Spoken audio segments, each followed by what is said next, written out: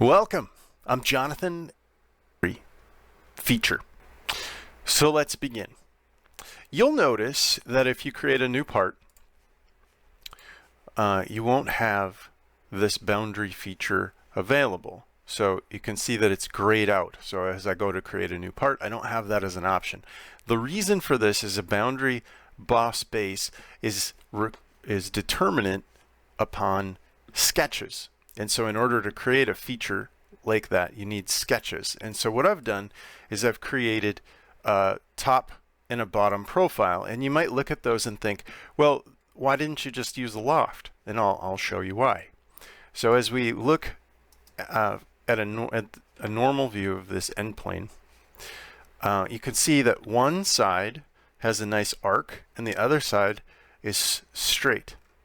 There's a straight across feature, and we'll do a cutaway to show that. We'll come this way, and you can see there's this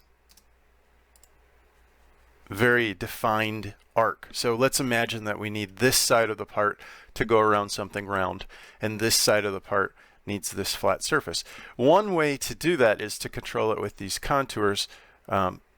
These are reference sketches that I'm highlighting, and what they've allowed us to do is define the outer profile. So to take a look at that, we'd edit the feature, the boundary feature, and you can see the profile the way that it's set up. So let's so I think what I'd like to do is show you how to create this. So I'm just going to delete the feature and we'll come back in and connect it. So I have a top profile and a bottom profile that I've designed ahead of time. So I know that those are the features that I want, and I know that I want a guide curve, so I've put that on an end plane within the sketch. That's important. That's why this plane 1 exists. And then I also have a straight section for this backside. So I've got everything defined. I've got the curve, I've got the straight section, the top and the bottom. Now what I like to do is pre-select the top and the bottom profile, and by doing so, boundary surface becomes available. So I'm going to select that, and you'll notice right off the bat we've got this twisting feature that's going on, which is not okay.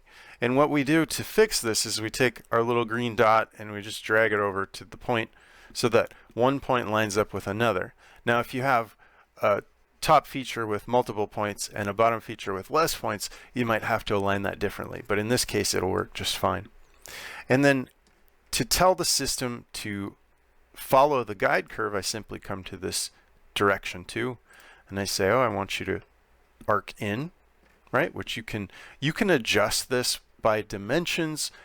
You can control it a little bit with how it's influenced here, and also I want to select this back straight feature so that when I look at it from an end view, you can see there's a straight section. Now there is a little bit of a twist coming around this end, and if we added another guide curve in on this end, we could take care of that.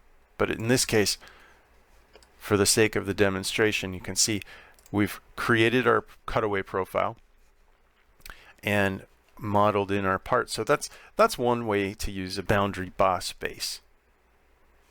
There's also surfaces, and we can get into that next time.